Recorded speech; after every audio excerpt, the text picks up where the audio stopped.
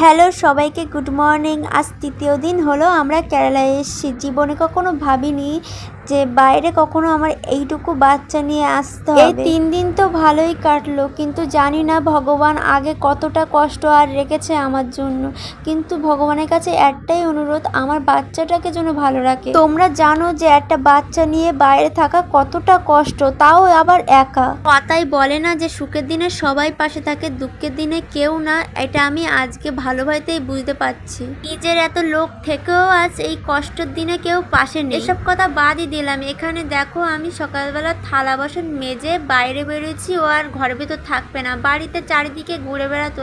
এখানে বন্ধ ঘরে কি থাকে, তার জন্য বাইরে নিয়ে ঘুরতে বেরিয়েছিলাম। আর আমার ছেলে না বিড়াল ভীষণ পছন্দ। দেখেছো বিড়াল দেখে কেমন হাসছে। তোমাদের কাছে আমার একটাই অনুরোধ, ভালোবেসে আমার পাশে থেকো আর একটা লাইক কমেন্ট অবশ্যই করে যেও। আজকের ভিডিওটা এই পর্যন্ত।